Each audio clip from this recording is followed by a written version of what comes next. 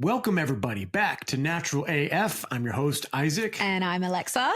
So this is the show where we dive into all things natural AF. We're getting rid of synthetic ideas, synthetic foods, synthetic everything. So as we're going along this journey, swapping out all the garbage for what's real, what's authentic, what's true. And we get into all kinds of ideas from law, health, spirituality, psychology, all kinds of things. Mm-hmm. And although we typically wouldn't have politicians on the show, we've made an exception for Michael O'Neill because for those of you that don't know, he is the husband of Barbara O'Neill, who we've also had on this show.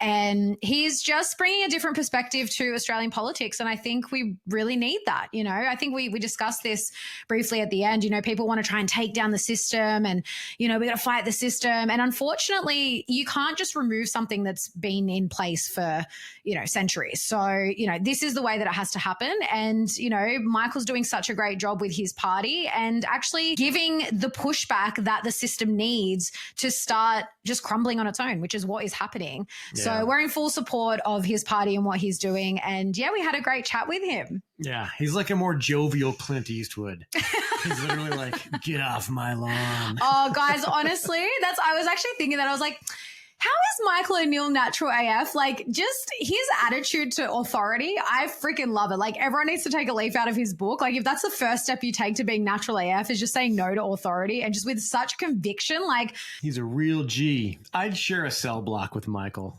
if the control arm establishment ever kicked in our doors and hauled us out of here for thought crimes. Yeah, Michael just doesn't take no crap from no one. And I like that. And he does it in a very respectful way. He does it in honor and he stands his ground. Yeah. He's just like, I'm not doing that. I'm just not going to do that. Yeah. Gator don't play that. Yeah, and he's a character. Actually, I just want to share a quick story because I didn't share it in the interview. We kind of spoke about it off air. When my mum was going to all the rallies in Sydney in 2020 and 2021, Michael was at a lot of them. And there was one in particular that there were lots of police. There was a really big police presence and they were arresting people. And mum just remembers they were trying to arrest him or something. I don't even know exactly the story, but he was like literally just like running away from the cops in a really cartoon character like way. And it just reminded her of the Benny Hill show. It's a super old reference. But if anyone's seen the old Benny Hill, it's like and it's got like this. He's like grabbing his hat. Yeah, and it's like really comical.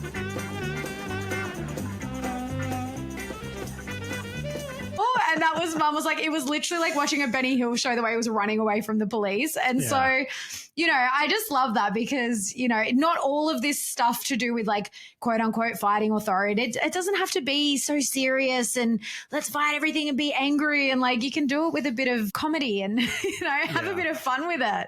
Like I said, he'd be the guy that I'd want to share a cell block with if they ever tried to FEMA camp us. And of course, being married to Barbara O'Neill, health and natural health is huge for the whole O'Neill family. It's what Barbara's made her living off of.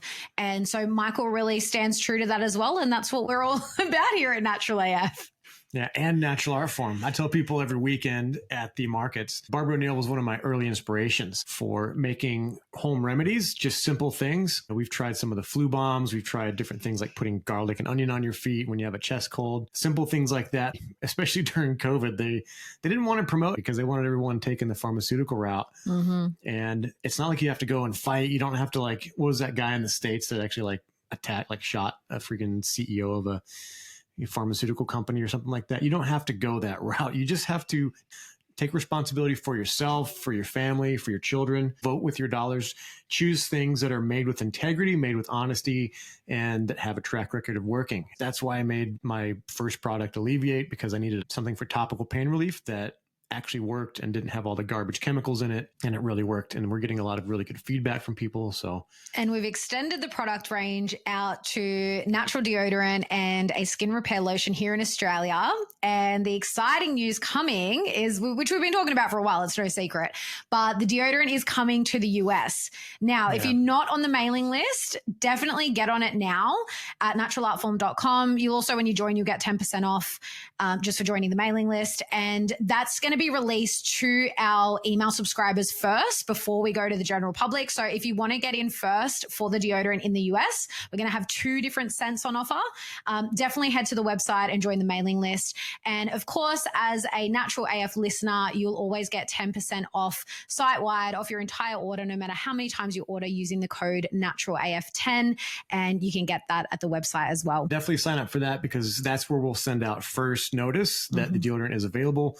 And I won't say when on the show, because I might come up against some snags, but it's coming up in a week or 2. So if you want to get in on that, we will send out a nice little launch sale. So don't miss out. And of course, we have the Living Free Festival coming up, which we will be attending. Isaac's going to be emceeing. I'm going to be doing a workshop. We're going to have the natural art form stall there. It's going to be lots of fun all around. And of course, if you want to join us, we not only highly encourage it, but you'll also get a pretty sweet discount on tickets if you use our code NaturalAF. Head to livingfreefestival.org and you can check out all the details and get tickets there. Yeah.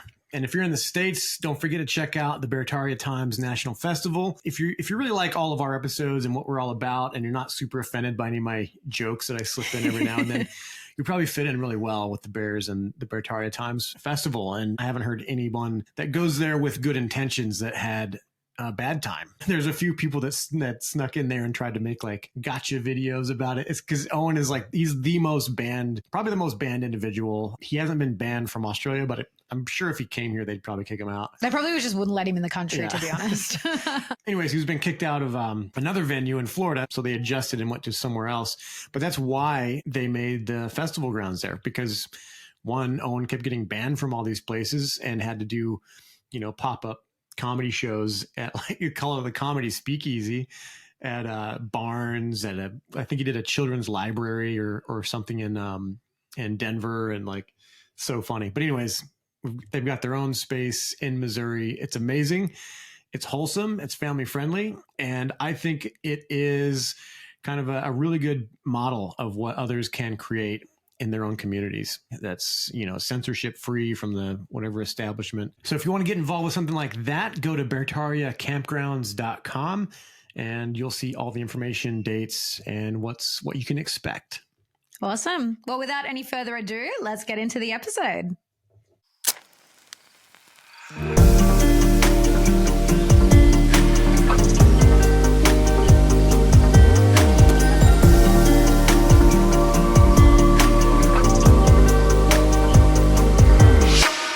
Michael O'Neill, husband of world-renowned health educator Barbara O'Neill, is the founder of the Heart political party in Australia, formerly known as the Informed Medical Options Party, or IMOP.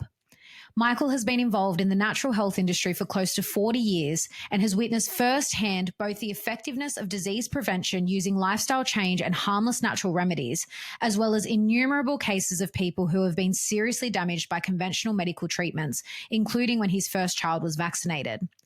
Michael is passionate about the rights of all Australians to have control over their own bodies, freedom of speech, ending the gender indoctrination of our children, and solidly enshrining parents' rights in law. All right. Michael O'Neill, thank you so much for joining us. Welcome to Natural AF. It's a pleasure to be here, Isaac and Alexa. Thank you very much for inviting me on. I'm very happy to be here. Oh, thank you. We're so excited to have you on. After we interviewed Barbara, we're like, we've got to get Michael on, because obviously you guys and what Barbara's experience has a lot to do with you. And we've heard you on other interviews talking about how you believe that a lot of the targeted attack on her was because of your political career. So yeah, we love to get into that. So maybe let's start there and sort of, how did you get started in the more of the political side of things? Yeah, sure. Well, it was really the motivating factor for me was no jab, no pay. When they that was introduced in 2015, I went to all the political parties at the time, and I thought, I'm going to help oppose this, but no one was interested. And I felt, can't they see it? This is a violation of our conscience. This is the violation of, some basic rights of the Australian people and, particularly our families. And so I felt that there was a desert, so to speak, in the whole landscape of offering freedom and a different narrative family. So I decided to start a political party. Awesome. And was that the beginning of the Heart Party, or was there a different one, like a progenitor to that? We've actually, it was the Informed Medical Options Party. We were primarily focused on medical freedom, and we morphed into the Heart Party. We saw that we wanted to be a little bit more broad spectrum. So the Heart stands for health, environment, accountability, rights, and transparency.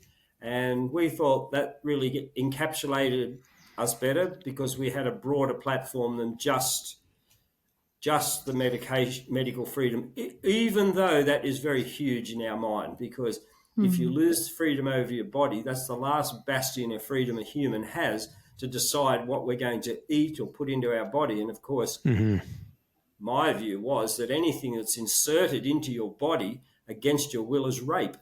I mean, if you want to do it, that's fine. It's consensual. But once it's done against your will, it's rape. And however that force is, whether it's financial coercion or position coercion, job coercion. I mean, we send people to jail, bosses who coerce maybe females to do certain things, or lose their job. And the government did it. They said, if you don't insert this into your body, you're going to lose your job. We were raped. Yeah, exactly. Yeah, that started back in 2015. So before all the COVID stuff, what jabs were they talking about requiring you to have in order to work? Sure. It was a whole lot of childhood, starting right at birth, even from the vitamin K. I personally chose my children not to have the vitamin K. I felt like, really? I didn't know much back then. I thought, no, I don't think I'm going to do that. I think that the body's designed to heal itself, and it will do so. It doesn't really need this, a medical intervention straight into their veins. No. And of course, back then when we were making those choices, we weren't an enemy of state, or we weren't being punished for it. We was just like, oh yeah, okay, that's your call. They frowned upon it a bit, but it was that was about the extent of it. But we saw that morph into this, now you're a threat to all the other children in society. Oh, you're a threat to the well-being of Australia. Like, we're going to all collapse and descend into some sort of ill health if you just don't do this. Right. Disregarding all the hundreds and thousands of years that humans have been around without that, and we're still here. So Absolutely. I mean, the greatest contributors to poor health in children has been poor nutrition, poor hygiene. These are the things. And of course, we've actually come a long way, and they'll often cite examples, the infant mortality rate in such and such a country that might not have vaccines, or back in the 1800s. But these were times that people were extremely poor. They had very, very often, if they lived in the cities, the sanitation and hygiene were appalling. We would report a dog, if it was in such conditions, to the dog owner, to the RSPCA. That's how children were living back then. Of course, we've come so far from that. And of course, the medication might like to take the badge for being the savior of the children, but it's not worthy to be worn by them, because it's really there's so many other factors. Yeah, exactly. And it's a little different in Australia, because in the States, you guys have requirements for children to be vaccinated to attend school. Is that right? I mean, or does it depend on the state? Yeah, all state dependent. Inside the state, it's school dependent. So it just kind of depends. I think in university, when I went, it was required to get, up on your hepatitis B vaccines, or, anything that's, like STD related or whatever. But because here in Australia, that's kind of like their go. That's their what's that? I don't want to butcher this. The operus mandi. Oh, now I can't. Now I that can't you think of it. apparatus manda, I don't know. Yeah. Anyway, modus operandi. Yes. That's modus operandi. Yes, the more educated man took it. Yeah, that's what it is. It's like they will threaten your. So that's what they did with that's the no jab, no pay, because we have a lot of listeners over in the States. So the no jab, no pay and no jab, no play policies were, you're going to miss out on your family tax benefits and whatever through Centrelink, That's which correct. is our welfare system. See, years ago, if you were married and you could claim your wife as a tax deduction, you could also claim your children, each of them, and they amounted to tax deductions. So back in the 80s, it was decided that, oh no, we won't do that anymore. We will put the money back into your hands. So you lost your tax deduction, but you actually got it as a payment. So it was sort of like, oh well, government, big brother's now giving you something. And at the time, I just had tiny little children. My children were born in 1984, 86. So that all happened around that time. And I refused to take it. I thought, no, I'm not going to take that payment, because what they give, they will use to control. And and people think, you're nuts, just take it. And I think, no, I'm not going to take it. And even my wife at the time, she was opposed. She said, oh, and you should take it, And I said, I just don't trust them. Anyway, it took a long time for what I feared to come true, but eventually they used that very thing to coerce and punish Australian families that didn't stick to the current narrative.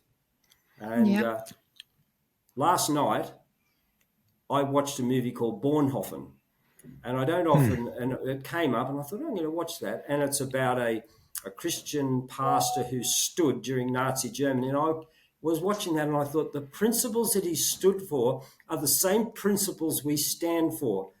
And I resonated with the bravery of the man, and I resonated with the reasons he did it. And he was offered freedom many times, but he didn't take it. He said, no, he identified with his own German people and was eventually hanged 2 weeks before the war ended for his stand. So these are not small issues. These are huge issues, and the implications are very broad. And I always say that if we allow the small things, we're only setting them up for the big things. We have to oppose any breach of our basic constitutional and human rights, because we are a free country, and we get onto very, very slippery slope when we sort of think, oh well, that's not me. That's not me. I'm going to do it. Like, no, you should be.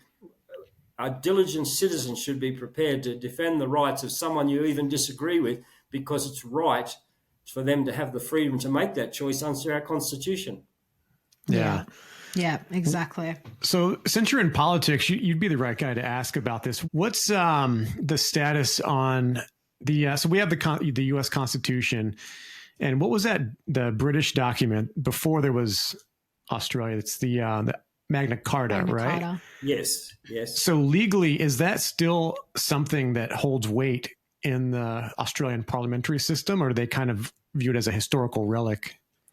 Well, look, honestly, we've seen in the last 20 years, even 15 years, to safely say, they have very little regard for the true tenets of law and our constitutional rights. Magna Carta is a wonderful document, and it's the bedrock of democracy. In the UK, we derive our constitution from the UK, the English Crown, and when our constitution was drafted at the very beginning of the 20th century, these were men who had a good understanding of the nature of all the fallen societies and what they'd come from in Europe, and they'd fled other countries, and they grafted a constitution that was very big on personal freedom and the rights of man. Even though we don't have a Bill of Rights, they were very concerned that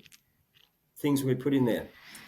And people understood that. After the Second World War, if I can give the story, there's the Australian government, like in 1946, this is how only the war had just ended, and they decided that they'd like to give Australians medical subsidised by the federal government, but they were seen as unconstitutional. So they went to a referendum to actually draft that into constitution. And people were so concerned about government overreach then, they made the government insert in the clause there be no civil conscription, and it even names pharmaceutical. That's section 51 of the Constitution, 23A. So here we have in our Constitution that says that the government is not allowed to use any civil conscription, in other words, force, because they just come out of the Second World War. They'd seen the worst of forced medication in the Nazi regime, and they thought, we never want to enter down this track.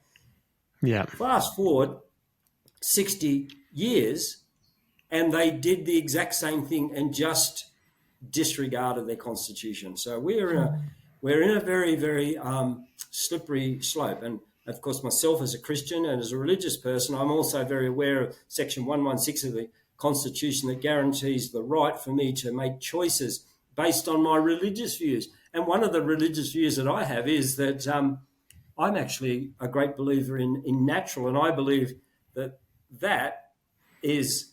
that's my religious view. I believe in good health. And so Scott Morrison, a man, goes to church, claims to be a Christian. He said no religious exemptions. So we're in this really surreal situation in Australia where even our so-called Christian leaders don't even understand some of the basic fundamental tenets of freedom. Yeah. Yeah. So you can kind of see in real time here why it was so just the prescience of them making the Bill of Rights in America the way they did. Yes. It's one of the smart parts about it too, is it's simple enough. Children can understand it because there's not very many. They're kind of like bullet points. These freedoms shall not be infringed. And I remember as a kid in elementary school, they actually would hand out little printed pamphlets. Every child got one with the whole entire Constitution in it and the Bill of Rights right at the front. And you would kind of go over it in school. And I think they would try to get us to read more of it. It was optional, but it was just having that little booklet with that in it. And we treated it as valuable. And I grew up in a rural-ish surrounding in Wyoming. And that was, the Constitution and the Bill of Rights was taught at an early age. And it was held as like respected, it was revered. It was something that we was valuable and unique in the world. Well, and that's really interesting because in Australia, like I don't think they teach that. Like, I don't remember, I went through the schooling system. We don't learn a lot about our history and certainly not our constitutional rights and things like that. And I think it's very much done on purpose. And I think it's just getting worse and worse with what they're teaching in the curriculums now. It's just pulling people further and further away from knowing our basic human rights. I mean, I just see schools now, they're just indoctrination camps. That's really all they are. Well, I 100% agree with you. The school systems, I homeschooled all my children. I had 2 children. Oh, wow. I married Barbara, and Barbara had 6 children. So we ended up with a Brady bunch of 8 children. Oh, wow. And we were passionate homeschoolers because I looked at the school system. I'd been through it myself. And even now, back then it was in the 80s and the 90s, it was a far cry from what I'd come from. And I thought, no, these are my responsibility. I'm not going to usurp. I'm not giving my responsibility over to someone else that I actually sort of vehemently disagree with their philosophy of life. Because at the end of the day, they're my children. I have a limited time in my life in which to raise them. And I'm going to take that seriously. And good on you. You know, everyone can make their own choice, but I'm very happy to see the figures are that since COVID, homeschooling is actually booming. Oh, yeah. And I've seen negative articles about it, and the government's worried about this, huge rise in homeschooling. Like, go away. Like, what does homeschooling cost? I was a zero burden on the education system, so what's the matter with these people? They should be encouraging it, with, blowout budgets on education and health and everything that would actually save the government money in education and health. They oppose. Yeah. These people are mad or devious. And whichever way it is, they're not fit to be politicians when they have that sort of mentality. Yeah. I think part of it too is maybe this is a more unconscious version, is they're worried about being embarrassed, because when I was homeschooled for 2 years, around 7th and 8th grade, went into high school in Texas. And after my homeschooling year for 2 years, I went in at 9th grade and was testing at 11th and 12th grade in all subjects. So I was like, 2 years, I could pretty much graduate high school in 1 year. And in fact, I did graduate a year early from high school, but this education system is so poor in the States. It's a little bit better here, I think, but in the States, you literally could probably condense everything into a couple of years and be done with it. I think it's the same here, though. I think it's intentionally, and that's a perfect example to show that the schooling, the quote unquote education system is there to actually keep people dumbed down and to not be teaching the things they actually need to learn to be fully self-responsible and thrive, because that's not a population that's easily controlled. That's correct. They do not want free thinkers. I only educated for 2 hours a day. I thought 2 hours a day is enough. They're little brains. They don't need any more than that. And the rest of the time there was work and duties to do. So I'm teaching them about the real facts of life, is because once they leave school, they're going to have to go out and get jobs and work. So I wanted to make sure they were good workers and would find employment. Remember, my little daughter said to me one day, she must have been about 10, she came to me and she said, "Daddy, we've got to go to school, because if we don't go to school, we'll never get a job." I said, "Oh, really? Who have you been talking to?" "Grandma, I can see that." "Yes," Grandma said. I said, "Well, let me tell you something. Grandma, we love Grandma so much, but Daddy's going to be the one that will make the choice about your schooling, and you're not going to schooling. So put that idea out of your head." She said, and I told her this thing. I said, "School will teach you to be stupid. I'll teach you to be successful." Okay. And all our 8 children, they're all successful. And I also, the other thing that I felt that school 14 was the max. I thought 13, 14, that's it, you're done. A lot of the boys, I said, "No, you boys, you're ready to work now." They could read and write. They could add up. They understood business. They understood life. They would now have to go out and work with real people and find out what life's about. And I read the biography of John Harvey Kellogg, who was at the time one of the richest men of the world, invented the cornflakes and all the rest of it. And in his book, he said, his father said to him when he was 12 years old, he said, "Son, it's about time you made your own way in life." And it was time for him to go to work. And he had almost no schooling, but he ended up, highly successful. School does not teach you to be successful. It teaches you, well, I don't know. My schooling was for me, it was an unending display of boredom. I just was unstimulated by everything that I was learning, and I craved to get out. And I did leave at 14. My father told me, he said, "You can leave when you have an apprenticeship." So I was like a boy possessed. And eventually I found an apprenticeship as an electrician, and they started me at 14. So I felt that was a good time to start. And at 18, you're finished your apprenticeship. Not finishing school, you actually finish your apprenticeship. You're now a tradesman, and you can find your place in life as an 18-year-old or a 19-year-old. Yeah, that's outstanding. And did you grow up in a city, or were you rural? Like, were you a country boy? No, really city, in the Maitland. So it's not a huge city. I don't know if you're familiar with Maitland, just out of Newcastle. Yeah, I am. Yeah, but Isaac's, it's a couple of hours north of Sydney. When I was growing up, it was about 40,000 people. Yeah.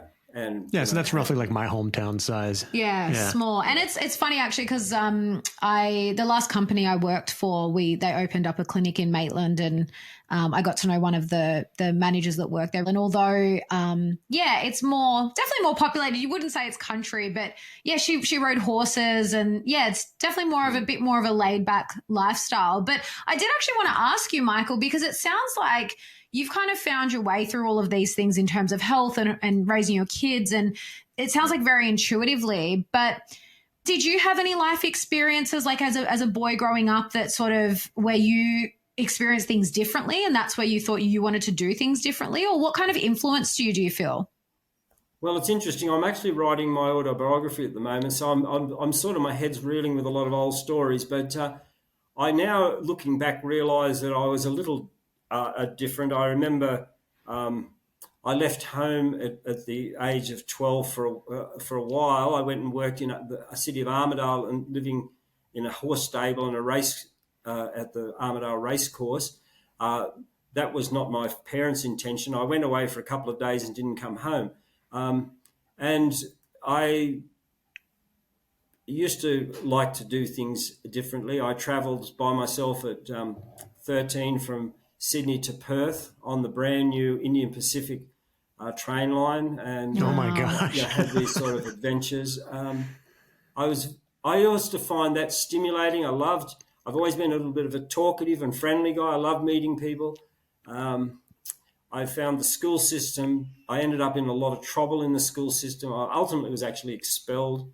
They said that I was incorrigible. I just wasted time. I did. Anyway, I got an apprenticeship as well. So there's a whole lot of things. So I understand the level. I was just bored, but there was a big wide world I wanted to find out about, and I was always very interested in what is the truth about things. I was fascinated to know. As a young person, I expressed an interest to become a Catholic priest because I went to Catholic schools. So I went off to a pre-seminary, and I had a lot of questions to ask. I was very serious about the whole thing. I found that the answers weren't forthcoming, and I thought, okay, well, this is not true. So I've always been on a quest to find out what is actually true. And I think you've got to be honest. If you say you're a truth seeker, you've got to be honest to accept the truth in whatever guise it comes in. And that cannot always be easy. A lot of people say they're truth seekers, but they pitch their standard at certain points and says, well, I'm not going to advance beyond this level of truth. Yeah. But, that's sort of very briefly some of my childhood. So what was it like traveling to Perth on the train? Were you in indoors in a car, or did you stow away in the box cars? Or No, I didn't do it. I didn't do it that way. I had an aunt visit me from Perth, and she told us about Perth. And as far as I was concerned, listening to these stories of Perth and Western Australia, it was like the promised land. And I felt like, I've got to go there. So I said to my father when I was 12, I said, I want to go to Perth. He said, yeah, you can go there when you can pay your own way.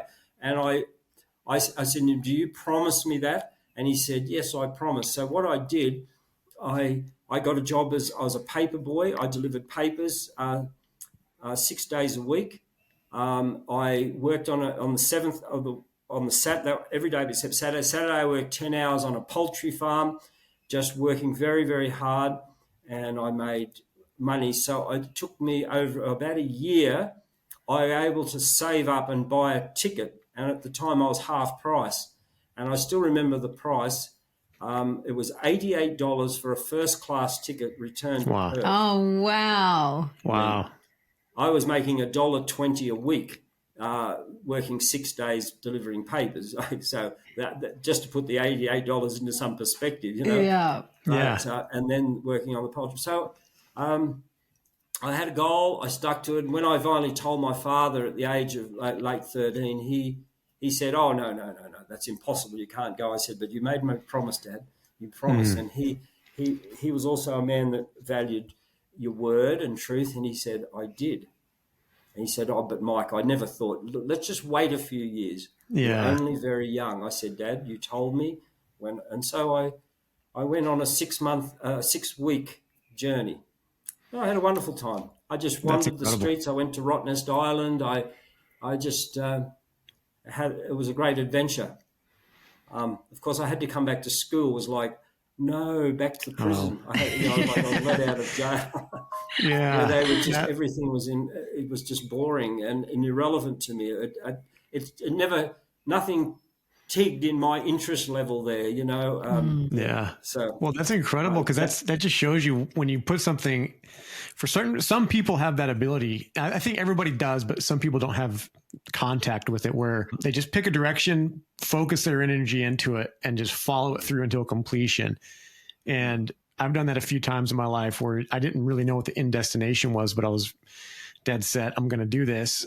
And Yes. it was more of an exploratory, like adventure thing. It wasn't really for like any other motivation except like there's something on the other side of this. If I get through that, then I'll satisfy that curiosity. And it's led me on so many adventures.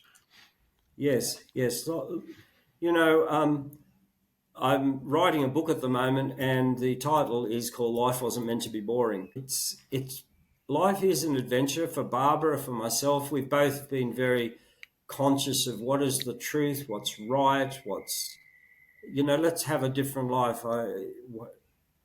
Let's have a life that's fulfilling. Let's have a life that's good for our children. Let's have a life that's good for all our fellow travellers in this life, for the other people in humanity. Because selfishness is the most inhibiting characteristic that you could actually have, and I'm not interested in it. And I also working your entire life to die rich is one of the most worthless aims in life, I feel. And I've understood that. And my father, who was a well-off man, he used to say to me, he was terribly worried about my direction in life. He said, you don't seem to be paying focus on the things that matter, like your financial future and money. You're all consumed with health and all this. At the time I was going off, I was living on Aboriginal missions and helping people. She's with all the, the Aboriginals and all this sort of thing. He said, you'll end up get to my age and you'll be poor and you'll be very sorry. But I never saw it that way. In fact, I had a little, when he told me this, I said to him, Dad, let me ask you this simple question. You're quite well off, aren't you? And he said, yes, I'm very well off. I said, yes, you've got houses and shops. Yes, yes. He said, nice, you've got land, got a big share portfolio. Yes, yes, yes. And I said, well, Dad, when I get to your age and nothing else happens, I'll get that. So, everything's good. He said, that is disgusting. I said, honestly, Dad, I'm just making a point. Honestly, I feel that just the pursuit of money is not my goal in life, and it's a worthless aim. Yeah. Especially when that's the focus, because obviously we all have to earn a living. Like, we live in a world now where it's necessary, because, the other end of the spectrum is, and we know people like this, that, I hate money. And I'm like, that's probably not a good thing to put out there, because you're probably going to struggle a bit. But I think that when you're doing something that has so much purpose, and you guys are a perfect example of this, like the work that Barbara does, she lives and breathes it. She loves it. And that oozes from her. And to then be monetarily rewarded in that regard, it's just an exchange of energy. Like, the value that she provides is the value that she gets back. So I think it's just when money is the primary focus. And again, I think this is one of the things that is very much programmed into us and in society. Like, we're taught to value, like, the more money you earn, the more value you are as a person. And that's just not necessarily true. Yes. And that's true. And during this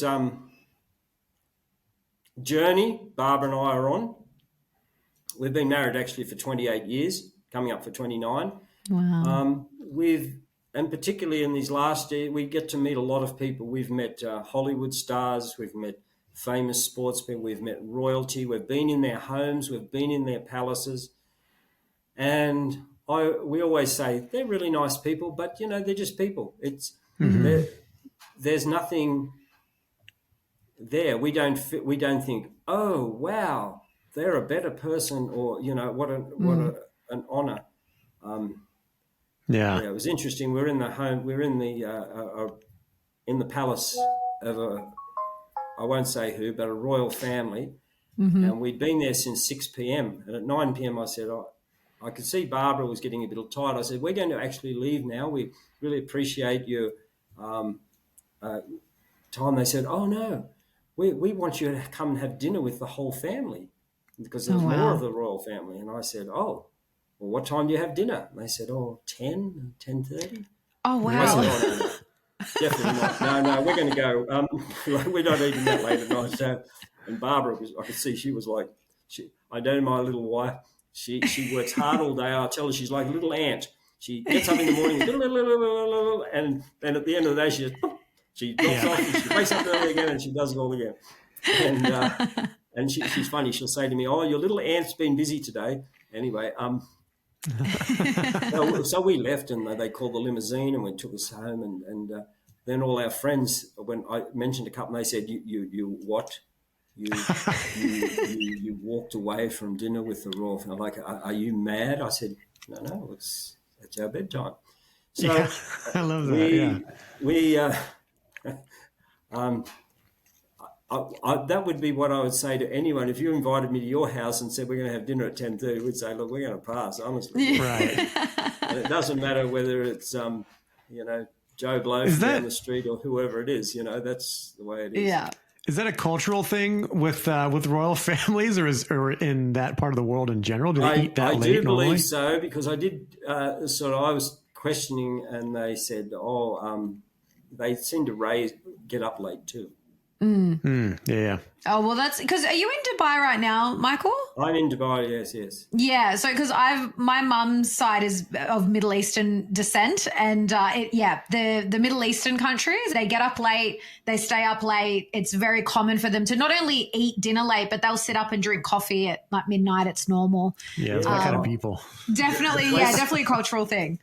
You go out there early in the morning, there's not much happening. There's people shuffling to work, but tonight, the streets are alive. There's food everywhere. People are eating, and you see the shops open. Their hours are from 11 a.m. till 2 a.m. That's their hours. Oh, wow. Because here in Dubai at the moment, outside workers, because it's in the middle of, it's very hot. It's like, I think it was about 44 yesterday. Oh, wow. They shut from 12 to 3. They don't work outside, it just stops. Mm-hmm. Yeah. I'm glad, because the poor Indian, Pakistanis and Africans who do most of the outside labour, I just look at them and I think, oh, you poor guys, work in this dreadful heat, I enjoy walking around, but I'm just walking around, and I do like to get out of the air conditioning and just breathe the natural fresh air, but I don't like to be slave. And they wear clothes they're covered, I think. Yeah. It must be so hot in there. Yeah. That's what I thought was crazy about it. Cause so I was in the military in the States, and we did a bit of, I never deployed to the Middle Eastern countries, but all of our training was in the context of like learning their culture and learning how to, just adapt it and how to build relationships with them and all that. And they talked about in the desert, you're wearing your body armor and your helmet and all this stuff. And it's like they'll give you, in the heat, they'll give you hot green tea or some other kind of tea, but it's hot tea and you drink it in the middle of the day. And to me, I just thought that was so weird. I was like, I'm going to pass out if I'm wearing all that body armor and I take a hot green tea. And they were like, no, it actually cools you down somehow. And it actually kind of does. We do it, in the summers here. Your mom drinks hot tea and all that. She's not a Bedouin or anything, but she's adapted for warm climates, I think. Yeah. Well, everywhere we go, they bring out they want to give us tea, but the barber or I drink tea, so we're always like, oh, just some water, please. Oh, just some water, okay. Yeah. So we do well on our water. Yeah, good. So I want to talk a little about, Michael, how you guys sort of ended up, because I know you've kind of got almost like a home base now in Dubai, and we've actually got the book that you wrote, The Assassination of Barbara O'Neill. And I love it. I recommend people get it just because it's such a quick, easy read. And so, your perspective is that they really attacked Barbara based on your sort of political involvement. Do you want to kind of tell a bit of that story? Because up until that point, was Barbara just doing what she was doing with no issues? Yes. Yeah, Barbara was just doing what she was doing. And I was getting around taking meetings here and there. And Barbara had a small sphere of influence. She was mostly going from churches, and she was getting, if we got 300 people, that was really big. Now it's in the thousands, of course. But I got Barbara to take a meeting that was up in Mullumbimby. Mm-hmm. Anyway, at the time, a lady contacted me, and she was monitoring the sites of the Friends of Science in Medicine and the Australian Skeptics. And she contacted me and said, listen, I monitor their sites all the time, and they have just done a call out because of what you're doing and what they believe Barbara is complicit. They're going to lodge complaints against you with the HCCC. She said, they've called out to their members to come forward and to lodge complaints. And I'm here like, really? She said, wow. Yes. So she said, be careful, Michael. They're very vindictive and nasty people. And I said, oh, okay, wow. Literally within probably 4 weeks, we got the first complaint. It's been brought to our attention that Barbara is recommending goat's milk for children that can't be breastfed. We laughed at it. Goat's milk, like 2/3 of the world, cultures use goat's milk for infants and for drinking. Yeah. I know. They were deadly. So we made a bit of a reply thinking, this is stupid. A big organisation like the Healthcare Complaints Commission, big government organisation that's worried about practitioner malpractice, they're not going to be worried about a lady that says to people, oh, if you can't breastfeed, maybe you could try some goat's milk. Oh, no. We didn't realise it at the beginning, but it had nothing to do with the goat's milk or that she's doing something wrong. It's about destroying her. And we in total got 3 complaints. They were absurd. She talks against vaccines. She claims to have a cure for cancer, which was a nonsense. They had nothing on her, but that was how it all happened. So, yes, it was because of my political career. And yes, none of the people ever met Barbara, were ever treated by Barbara, or actually had a legitimate complaint personally from what Barbara had advised them to do. So it fits completely into a vexatious complaint that's actually bogus. But they bought it and they made a ruling on it. And the time frame on this is around 2019, is that right? That's correct. That was 2019, just prior to COVID. Yes. Yeah, interesting. It's almost like they knew that it was going to happen. At that point. And but so Barbara was out. I said to Barbara, well, listen, darling, I see you've got 3 options you can do with your life now. Number 1 is you can retire, just take it off. Number 2 is we can go to court and challenge it.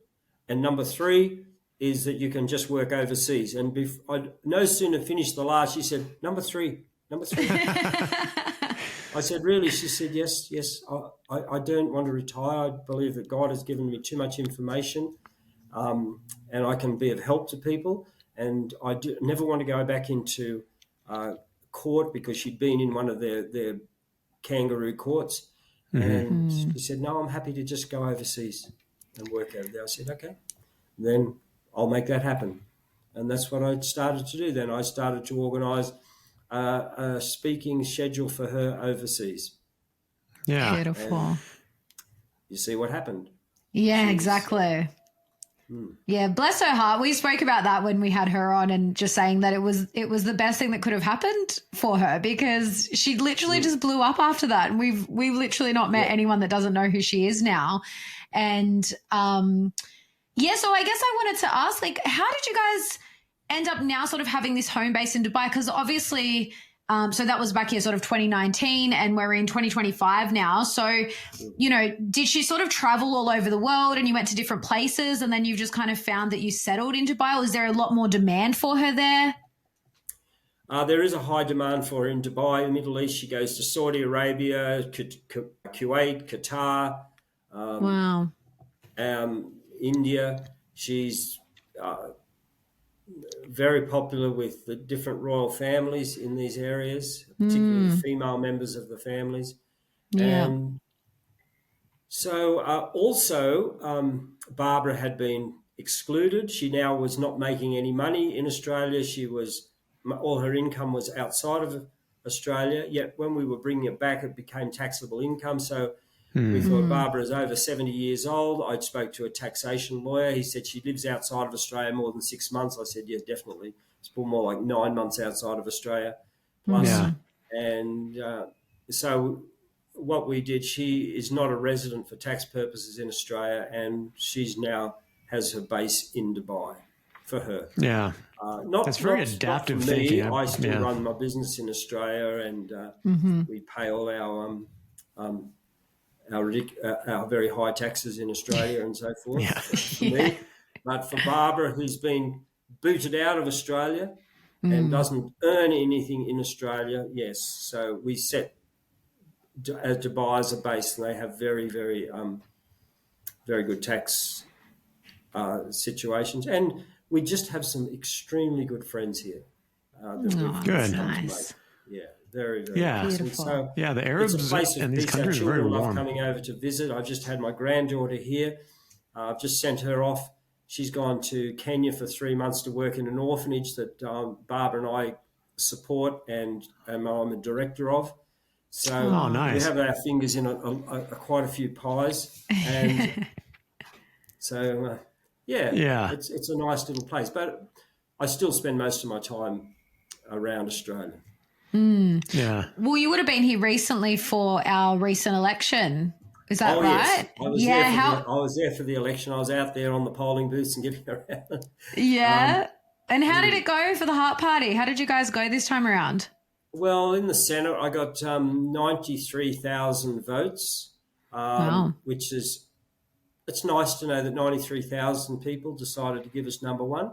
But that's in New South Wales, not all Australia. That's New South Wales. But awesome. It's not enough to get a Senate seat. Yeah. Right. I was very glad to see Malcolm Roberts get back in. I was hoping that, I was also hoping that maybe Gerard Rennick would get in. And we worked to try and help that happen by having the Australia First Alliance with Gerard Rennick and also the Libertarian Party, just to try and give people, we did want to have a more, instead of having this like, oh, it's me and I'm the only way, like let's go out there and try and let's have some unity. We actually are closely aligned on so many different issues here. Yeah. Gerard Rennick's been super outspoken. I do social media management for the AVN, who you and Barbara are very well connected with, and we've shared so much of Gerard Rennick's stuff, and just I love seeing him push back in within that parliamentary setting, and just he just doesn't. He's like a dog with a bone. He's just not going to stop. He's very good. Yeah, I've become friends with Gerard, and I can tell you that he's a man of integrity, and he's the real deal. He's not. I think he's one of the nicest politicians. Well, look, Malcolm Roberts is a great guy. John Ruddock's a great guy. There are many nice, but Gerard is very, very. He's a good man. He's a good man. Yeah. I can tell a good person. I think he's a great guy, and I would love to see him get back in. I don't know how it is. It's a very hard comeback. These main parties have got it stitched up. Yeah. It's very hard for the voice of the people to be truly represented. And most of the people actually don't even know they're being misrepresented, and they continue to vote for people that misrepresent them and don't have their interest at heart. It's a sort of bizarre situation. Yeah. It's so different from the States. But I'm wondering, how much does the politics in the States affect or fall off here? Like, obviously, so we just said a bunch of members of the CDC be let go. There's some big tables being overturned there. And it's getting talked about a lot here. Does any of that rub off on the politicians here? Does it start to kind of set the tone that these big organizations are not, forever? They're not permanently there.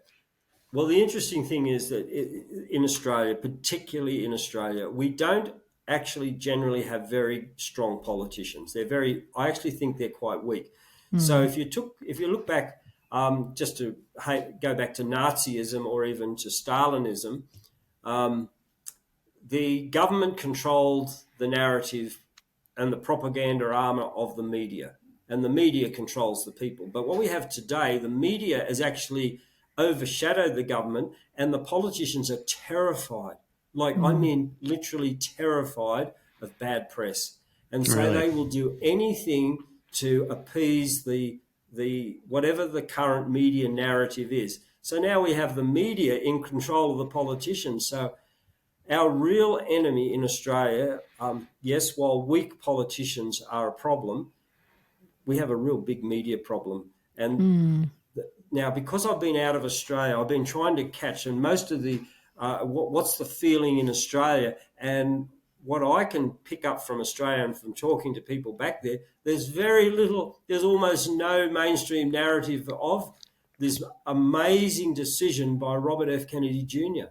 It's like, yeah, or if it's couched in like anti-vaxxer Robert F. Kennedy, Sachs, right. The committee, like, really?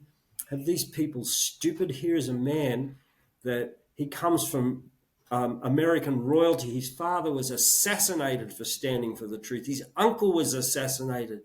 This is a man that doesn't have to work another day in his life. They are very wealthy. They live in a beautiful part of America. And yet he's out there putting his head on the chopper every day and taking all this abuse, which he's been taking for probably at least 10 years over his position on the vaccine. And we say that he's, you're just an anti-vaxxer. How dare they wipe that off? How do we come to have so little regard for honest integrity in our society? This is a man of great integrity. I admire him. In fact, I had a 1-hour Zoom with him before COVID. I wasn't there. There were 6 of us on the call, and just having a chat. He was on there. It was a wonderful conversation, and yeah, he's a man that believes in health. He believes in freedom. He understands freedom. He understands corruption more than any of us would know. As he said at that time, he said, "I know these guys, these corrupt. I went to school with many. I went to I know these people." He said, "They're not good people." Yeah. And again, they have what I say is the most worthless motivation in life: money, to die rich. Yeah. Yeah.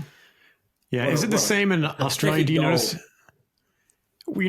It's commonly known in the States, like Nancy Pelosi, her husband would appear to be the most brilliant stock market investor in the world because every stock that he buys goes through the roof, almost like he has inside knowledge. Is that a thing in Australia too, where they go in, their salaries like, 80, 90K, whatever, and then they come out millionaires? Is that common here? There's so many conflicts of interest. Isn't Scott Morrison, something came out about him recently that he was, he'd invested into, I can't remember what it was to do with the vaccines, but he was invested in something that made lots of money throughout a certain, when he was in governance. And you hear stories like that all the time. Like, I think you'd have to be incredibly naive to believe that these people that go in on a salary of around 200,000 a year end up as multi-millionaires. And from the time that they went into politics, they're, it's 1 + 1 = 2. You don't have to extrapolate it out too far. How did you make your money? What, was it inside information, decisions you made? It does happen. It just happens. Yeah. But I feel the greatest corruption we see in our politicians is their abject weakness to represent the will of the people and to understand the tenets of freedom that made our country great, made it a beacon of hope. Now, I was just up in Europe, and a guy told me he actually owns many medical clinics in Germany, and he said, my sole goal in our medical clinics is to get people off medication. He said, we're 100% funded by the German government because they want that. I said, you'd probably be a criminal in Australia. He says, brother, I know it.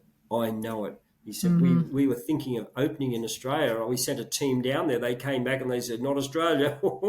You'll end up, they'll probably, it's a horrible place.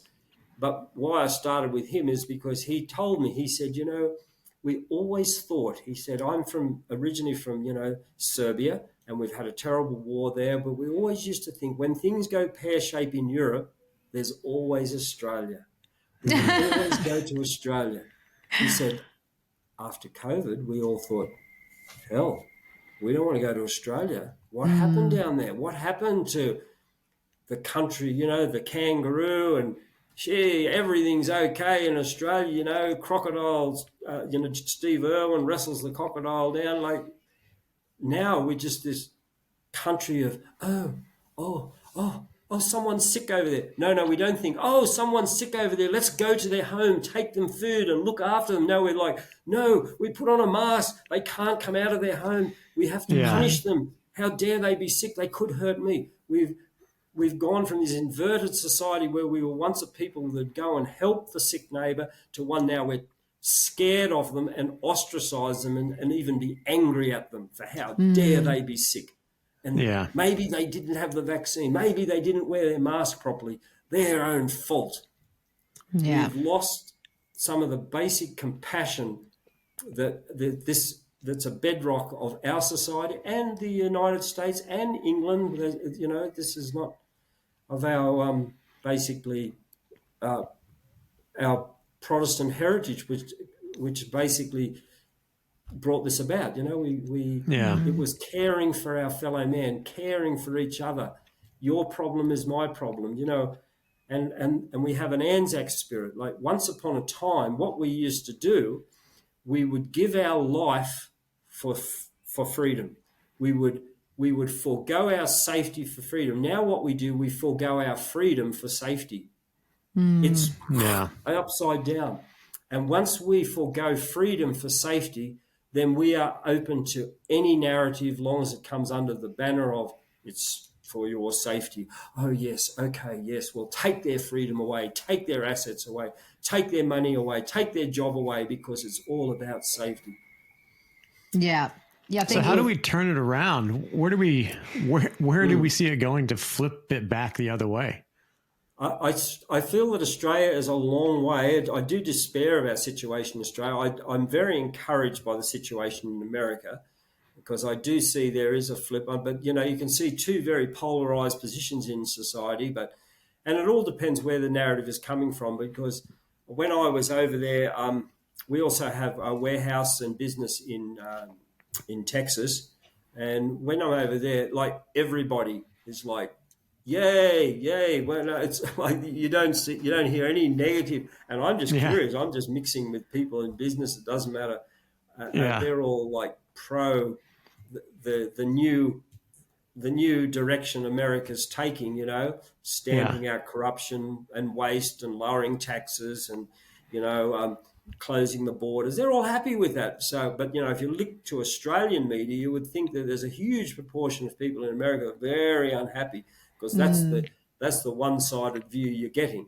So there is change happening. I mean, I couldn't have been more delighted. I thought I can't say anything about it at the moment when I read about the 17 advisory committee being sacked by RFK. I thought, is this true? Is this a scam? This news is so good. I know you have to like rub your eyes a little bit. And then... But here at my place, I have an elevator because our place is up on the 30th floor, and they have screens in every elevator, and it's constantly all the news. And I just went downstairs and it flashed up on the screen, Robert F. Kennedy sacks 17 members. I thought, it's on the news, mainstream news here in Dubai. Yeah. But and of course, I think all the Q narrative, were you following the Q stuff at all? The Q, it was like QAnon, the kind of conspiracy circle of... I think it started in Trump's first presidency, didn't it? Yeah. Yes, that's right. That was very big. Yes, they thought it was all, yes. And of course, 17 is the letter Q in the alphabet. So... Oh, they're 17. They're sending signals. Oh, it's so funny. Well, but yeah, I think, you hit the nail on the head though with what you said. And it's interesting that you brought up Serbia, because that's Dad's side is actually Serbian. And we've just got sent something the other day just talking about how, the Serbian nation hasn't signed to the EU. There's like a lot of things that they do very differently there.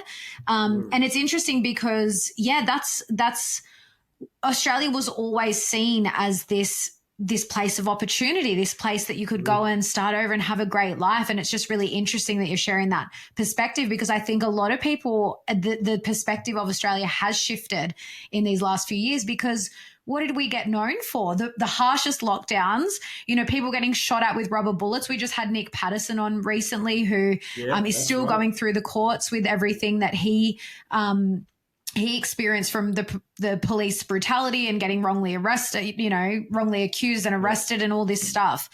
And it's really quite sad that that's how we're looked at now. But in saying that, I think that it's actually very necessary that this had to happen, because this whole "she'll be right, mate," this complacency that our society, Australian society, has become, that's just how we operate. I think that's what we need to actually shift out of that. And I think we've definitely seen that in the last few years. Like you said, homeschooling has skyrocketed. The amount of people that are, just paying more attention to the foods that they're eating and the water that they're drinking and, turning off the news and doing all these things. And I think those numbers are definitely growing. But in terms of, sort of the mainstream and what's the narratives that are being put out, unfortunately, there are just still these people that are glued to their TVs and glued to their phones and just believe everything that they're fed. Sure. I do. And I know some, and it's almost pitiful, because they've lost the ability to think, and they're allowed to think. Well, in our government in Australia, we actually frown upon free thinking. Before I left Australia, I was watching, there was the holiday time, and the police chief or whatever, he got on the news and he said, we're urging people to slow down over the Easter break, blah, blah, blah. And, we're double demerit points. And he said, we're just appealing for people to have common sense. And I thought, what? Common sense is against the law. What a contradiction. Because common sense will dictate that, like, you might be driving there and the highway's completely empty and there's not another car on the road. Like, crank it up a bit, let's go a bit lower. You'll have a camera there and they'll punish you for using that bit of common sense. I don't know how far we will go in Australia with the absurdities that exist. People don't want to be think. There seems to be a rule for everything. For instance, I'll tell you something that happened in New South Wales a while ago, and I remember it was I think it was Barry Unsworth was the premier, and he decided that we're going to cut down on red tape. So they'd formed a whole cut down on red tape committee, like typical. And one of the things they came up with, and it was about the only thing I could think, they decided to eliminate rego labels on cars. So you don't have to have a rego label. They're not going to make them anymore. It's unnecessary. But if you do have an old one and leave it on the car, you're going to get fined. And I thought, my goodness. So it's not about, we're not going to have them anymore. It's like, if you leave the old one on, you're going to be fined. And this is how it is. So all we do now is we don't think. We think, oh, can I do that? Oh, what's the fine for that? So we're jumping to this tune that they dictate, and I personally don't jump to it. I didn't jump to it in COVID. I still don't. I don't in my business. I just think it's so absurd that I'm going to allow people that don't understand my business, my life, that are barely out of university, in many cases, they're going to make the decisions about my life. Richard Nixon said, famously, he said, it's small people in big jobs. He said, that's what the problem of our country is today, small people in big jobs.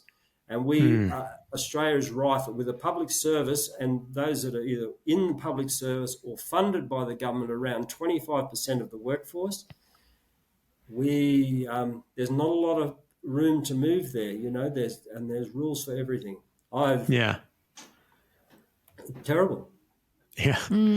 Yeah. Anyway, it reminds me of the wall. But me politically, if given that position, I'd be ferocious to try and somehow turn that back. Because it's just wrong. Yeah, it's 100% the wall from Animal Farm. Do you remember that story? It's a story of communism, but it's allegorically laid out as a farm, and the animals take over the farm. Yes. Assumedly kill the owners. And then the ones in charge put on the wall, they paint the rules. And then periodically in the middle of the night or something, they go and they change the rules. So the wall is continuously changing. And we saw that almost exactly during COVID. You got to wear a mask. Now masks are okay. Now you have to sit down in a restaurant and then you can take your mask off. And now you have to wear your mask on in the restaurant. The rules are constantly changing, so it keeps you off balance. The more confused you are, the easier it is for them. Do you just go overloaded? I don't know. Just tell me what to do and I'll do it. And that's how they control people. But I'm just like, I'm like you, where I'm like, it's pretty silly to follow all those dumb rules. Like, I'll follow the ones that keep me and my family safe, but I'm not going to keep bending over backwards to like follow everything to the dot. What it says, Isaac, it says that you are too stupid to make any plain, simple decisions in your life. Yeah. We, the big brother, we will make all those decisions. You are not in any position to make this. And it is a very, very bad situation when we get into that area. I have a beautiful place, 450 acres out in the country, and we can run on common sense out there. But when I drive into the city, into Australian cities, I think, oh dear, I forgot how bad it is here. Yeah. It's just terrible. Roads that I used to drive on at 60 and 80 kilometres are now down sometimes to 40. And I think, wow, we have this, our car, the safety factor in our cars is hugely grown from what I used to drive back then. Drum brakes that didn't stop properly. Now you have to stop on. Yep. They've got us driving. We manufacture traffic jams in all over Australia. I see it. They just manufacture traffic jams. Yeah. So it's a pretty crazy situation. Something's got to give. This situation cannot be sustained. I often think, how will it change? What will be the catalyst? In America, it took a very strong personality like Donald Trump. Even though there are good people like RFK and J.D. Vance and Vivek Ramaswamy and even Elon Musk and all these people, they needed someone with a very, very strong, dynamic personality to drive it through that was almost impervious to attacks. Whatever that attacked, whether he was attacked for some what they say was a moral indiscretion or a taxation indiscretion or whatever, it just all bounced off him, and he was powerful, rich and strong enough just to barrel through it all. Yeah. I'm, I don't know where we're going to have that figure rise up from Australia. Yeah. Well, at the very least, people are seeing it modeled. And hopefully there's still an element where it's monkey see, monkey do. There's enough people that once the bar is set, others will rise to that and realize, hey, we don't actually have to kneecap ourselves and slow ourselves down in order to just fit in. Why not make our country as good as it possibly can, build up that strong individualism, like, hey, you're responsible for your life. You're responsible for the lives of people around you. But more importantly, you're responsible to follow and not violate your own internal compass, and to honor who you are and not just abandon who you are just to blend in and not be criticized. In fact, the strong leader faces the most criticism, and that's a valuable thing, not a shame. Yes, for sure. I think I've always encouraged people to offer personal resistance, and I realise that in our society, and I don't know why, because when I was young, truckies blockaded highways when things were unfair and the government listened, but we don't seem to do anything like that anymore. For instance, I ended up in court with my local council over, they considered my zone. I was doing something that was inconsistent with my zoning, and I went to court and I fought it and I lost. I lost that one and I thought, wow. So when it came time to enforcement of the court orders, the authorities came out there and they came onto my property and they said, we have a court order, we're going to inspect, we believe you're in violation of the court order. And I said, well, I'll tell you what you're going to do, fellas, you're going to get off my property. Okay, that's what you're going to do. And they said, oh, no. We have this paper. And I said, once again, what you're going to do is you're going to get off my property. That's what you're going to do. Just go. And this man refused to go. The chief compliance officer said, "No, we will not go." I said, "No, you'll go. You'll go. You're not go. You are not going into my buildings. You are not violating. You are going to go." And he was quoting the law, and he was saying, "Who do you think you are? You think you're above the law?" So in the end, I actually had to grab him by his clothes and drag him to his car and send him on his way. But I realised, and from then on, it was never a problem. They just stopped coming and hassling me. And in my local community, a lot of the business people who heard about it, they were like, "You did that?" And I was saying, "But you do it too." If we all do it to these people, they are just very small people, and they exercise their power by default because you capitulate to them. They come to your property and they say, "We're coming in to do that." And you just tell them, "Get off my property." If we all do that, then we win. But there seems to be this unwillingness in Australia to stand up to authority. We have this, and the authority is not good. And I even have Christian friends say, "Oh, well, the Bible says, you've got to obey the authority." I said, we live in we are in a democratic society where they are not living the democratic principles. So I feel it's worthy to protest that and stand for the true value. It's not that they're going to kill you or anything.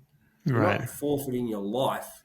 Come on. What are we forfeiting? Well, even Daniel said no, and they threw him in the lion's den. It's like, granted, there was only one, him. Absolutely. But, be Daniel. That's a very good thing. Dare to be a Daniel.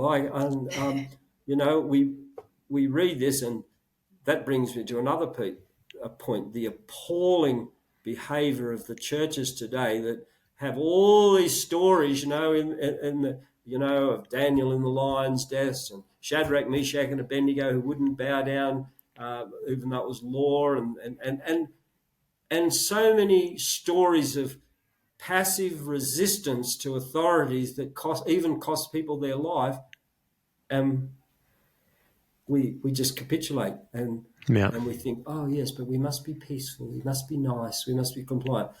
And of course, I've met very strong resistance to this, and I say, "No, it's not that. It's not that. It's because you take the money. You capitulated a long time ago. You took the money for your hospitals, you took the money for your schools, you took them for your aged care, and your hands are tied." I said, and that's what they're terrified of. They've become not bastions of religious freedom and the truth and integrity. They've just become these money-making machines that deriving their income from government grants, and they're terrified of jeopardising it. So you've got in leadership positions not people that are great people of faith, but you've got people that are cowardly who are just worried about the bottom line and making sure that we make ends meet and the profits are good. Yeah, and it's a good point to make about, the churches and certain religious dogma, because I think we spoke about this actually recently with Nick Patterson, and because he's a Christian and he is a proud biblical man, and he's one of the strongest men I know with all the, but he wasn't going to back down when they, with everything that they did to him. And I think, and I think that's unfortunately where a lot of religious dogma has gone now, is that, you've just got to be the nice person and just, just comply, be very compliant and just do the right thing. And you see that throughout a lot of society as well in some of the Christian culture where, people have just totally lost like the moral integrity of actually doing what's truly right and what's aligned with truth. You know what I mean? Because, look at perfect example was during COVID, the amount of churches that complied with all the masking and the locking down and closing and whatever. And it's like, if the way I see it is, if you have true faith in God, you know that you'll always be protected. You don't have to wear a mask and be scared of sick people. And, it's just so contradictory. Honestly, if you're in a church and you hear, someone there, they've got COVID, like they'd be like, no, it should be like, "Oh, really? Let's get down there. Let's go down there. Let's see. We'll clean their house. We'll cook them some meals and just make sure they're in comfort." That's how That's how Christian people behave. They didn't worry about masks. I've actually been asked to leave a church. It was surreal. I thought, really? Wow. Really? They said yes to you. Because I went in there and they were standing, you had to sign in. I just, get out of the way. I'm not wearing my mask in. And then I went and sat right next to someone and they sort of were like squirming away from me. And then it came to they had a meal on it and there was some certain rules and I didn't obey, and they came and they said to me, you're just being rebellious. Why are you here? Why don't you just leave? And I said, really? You'd like me to leave? I will leave. Good. Thank you. Yeah. I just thought, yeah, it's wild. One place we should find sanctuary. But I will tell you, I did go to a church in Mullumbimby during the height of it, and there was a South African pastor there, and he wouldn't have a bar of any of the stuff going on. And All right. This is my home. I like this. Yeah. That's good. There weren't very many of them like that in the States. Very, very few. And my hat goes off to anyone that didn't bend the knee to the worldwide COVID religion. Yes. Yeah. So, yeah. So what's your vision for the future, Michael? Like, what do you want for Australia, for our future?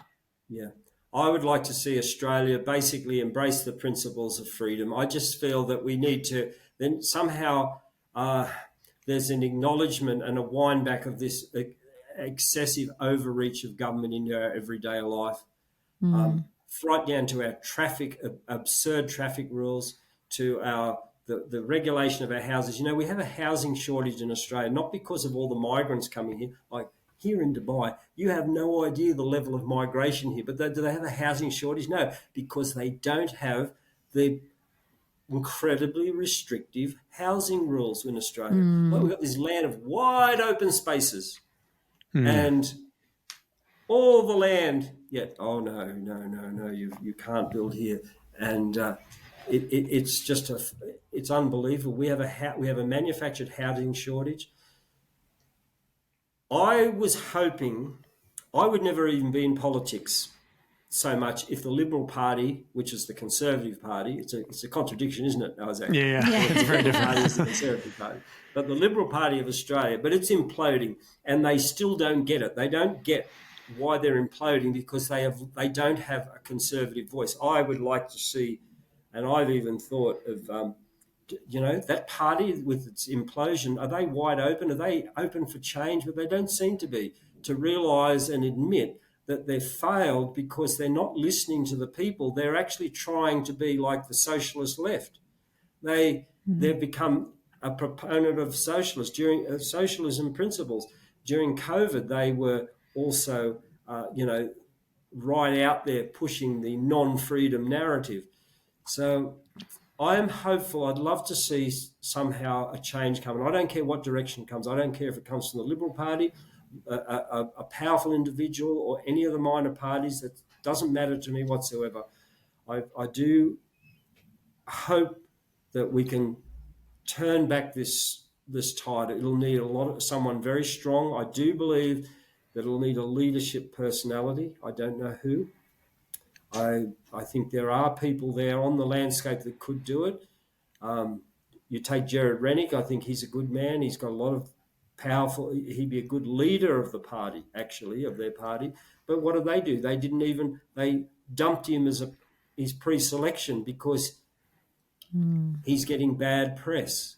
He's not speaking the narrative. I'm giving a long answer to your question. So I always have hope.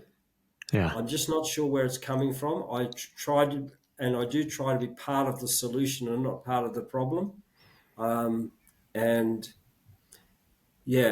Encourage people just to live their truth, resist unfairness, resist all these things that they're trying to tell us that are important. You're a part of the AVN, resist. Think about what you're doing to your children. It's not morally right to stick a needle into their pure little veins and squirt a toxic substance from a company that is the greatest criminal organisation in the world by virtue of their fines. They make $3 trillion a year. They've been fined $123 billion in fines, makes them the most corrupt organisation in the world. The TGA that regulates all these things are platoon. They are financed 96% by that corrupt organisation. It's like going to the mafia and saying, you are the most corrupt organisation in America, so we're going to watch you people. So we're going to get an organisation and the mafia funds it for 96%. Yeah. Like, if you put it It's in insane. that couch, you'd say it's absurd, but this is the situation we have in Australia. So I'd like to see this change. The rollback and the pushback of the medical tyranny. We've become a big bloated state now. The bigger growth industries in Australia are nothing constructive. They're GP super clinics, more hospitals, more NDI facilities. It's just a take society. We've lost the vision of we are growth, expansion, let's be innovators, because we have small people crushing innovation in Australia. And so innovators pack up and they think, I'm going up to Vietnam and we're going to set up our industry there, or in Thailand, or in this is where they're going. Yeah, that's the double-edged Sounds sword. pretty pessimistic, doesn't it? But honestly, in amid all the pessimism, we have to have some optimism. And the optimism, I do believe that there is hope, but we need to have personal resistance. We need to wake up to ourselves, Australia. We need to, we have to stop thinking that we're getting the truth here. We have to question everything, legitimately question it and know what is the right and the truth.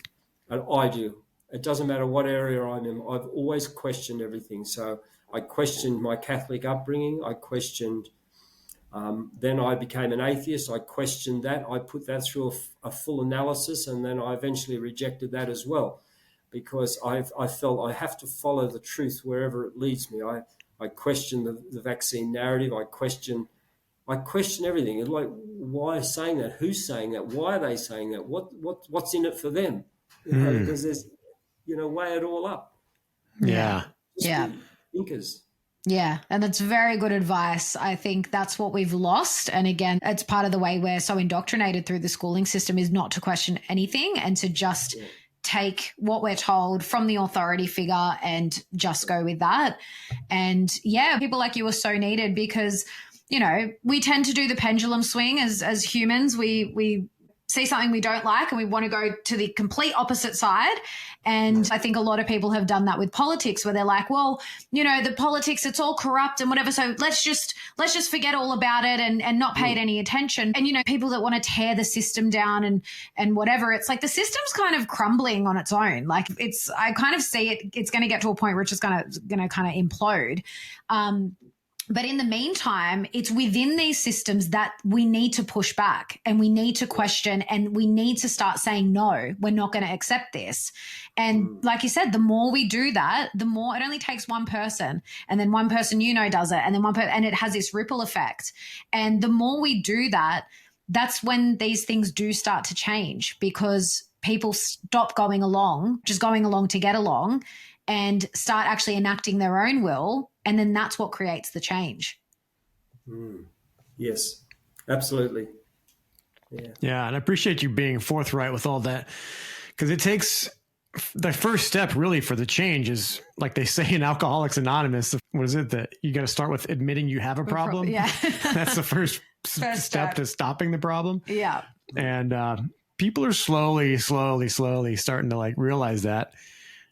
COVID definitely, I think, lit the fire under people's feet, woke a lot of people up. We'll see if it's enough. It certainly did because it was the manifestation. It was like the covers were pulled off now. This is where they're really at. Before COVID, I used to say, do you think it's just about the children? You let this go and it's only a matter of time they'll come after you. And people asked me later on, they said, when a lot of these clips were played, and they said, how did you know? And I said, I know the beast. I know the beast. Yeah. This idea that they're somehow interested in your health is not true. It's market dominance at any cost. And they made a killing. They made a killing in COVID. And absolutely. Some woke up. People, we saw we basically went through a war. I considered myself, I was at war in COVID, and that's why I went to every protest I could. I organised some. I resisted at every level. I resisted wherever I could, whether it was the supermarket, on a plane. I remember I was on a plane one day. I just wouldn't wear the mask, and they were all getting into a tiz about this, and other people are angry. And when we finally landed, there were 6 policemen waiting for me. Like, No what a terrible way. fellow I was. And I was taken off the plane. Oh, gosh. Yeah. I remember it very Ridiculous. clearly. Did they I went fine you off and- afterwards, or they just let you Well, go? it was interesting. When I went there, I just smiled. I said, "Hi guys, how are you going today?" And there you are, yes, very seriously, "Sir, is there any reason that do you have a legitimate mask exemption?" I said, "Oh no, I don't." They said, "Do you have a legitimate reason why you don't have masks?" And I said, "Yes, I do." I said, with all this talk about health and that, I said, I certainly wasn't going to do anything as unhealthy as restrict my free flow of oxygen into my body. So, yeah, and I'm being very careful about my health, so I'm definitely not going to wear a mask. And Beautiful. they Love just it. looked at me and I said, "I believe, guys, it's your move now. Where do we go?" And they said, "Oh, we need your ID." I said, "Yes, certainly. Here it is." I smiled. I had a little bit of light chatter, and they were sort of looking down on the side to a couple of the cops. They handed me back my license. They'd written it all down. And they were standing there in some sort of uncomfortable pose. And I said, "You gentlemen, I believe that we're done. So I'm just going to walk out now. I've got someone waiting outside the airport for me. So I bid you good day and thank you very much. Lovely to meet you." And I walked off. And that was it. Beautiful. I think a lot of people have got a lot to learn from you, Michael, because you make it sound so simple. Well, I remember one day a policeman pulled me up in the street. We were doing a protest at the time during COVID, at the council chambers, and the police came up to me. The guy in charge, he says everyone had masks, even the protesters. They said everyone put their masks on, so people put on. I didn't. I said, and he came up to me and says, "Excuse me, sir, could you put your mask on?" I said, "Okay." And then I didn't do anything. And he came back and he said, "Sir, can I ask you to put a mask on, please?" And I said, "Yep, sure, certainly. Okay, no worries." Anyway, I did nothing. And he came up the third time. He said, "Sir, I'm asking you to put a mask on." And I said, "Yeah, no worries." And I just smiled at him. And then he said, "I'm just going to walk down here and then I'm coming back. If you don't have a mask on, I'm going to have to arrest you." And I said, "Yeah, okay, no worries." And he walked off and he never come back. I didn't move. I just stayed there. I thought, "Oh, well, let's see what happens here." But because I love it. what do we fear? What do we fear? I have been Yeah. rough handled. Yeah, probably only once was I rough handled and thrown to the ground. But even that, I think, that's what children do. They rough handle, throw to the ground. We call it play. That wasn't a big deal. I love it. I love your attitude. Stood your ground. That's awesome. Yeah, it's such. I think a lot of people are going to listen to this, and all I'll say to them is take a note or two. Take a leaf out of Michael's book. Yeah. And my dear little wife, Barbara, finish with a story with her. Yeah. At the time, she had to go to America. And, of course, non-American citizens could not go to America unless you were vaccinated.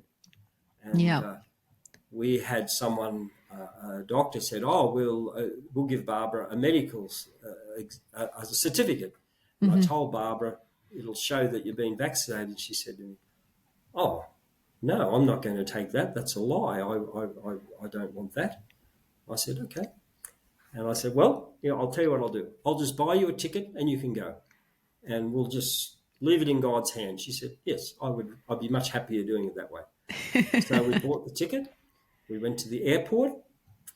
It was very serious. They checking everyone's vaccination certificate.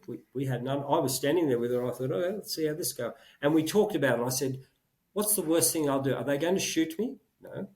No. They'll probably won't let you on the plane. Oh, what a terrible thing! It's not that big, Or if you get to America, they might turn you back. It's not like the end of the world, She felt she had a job to do, had a calling to do, to go to America and speak to these people who were expecting her.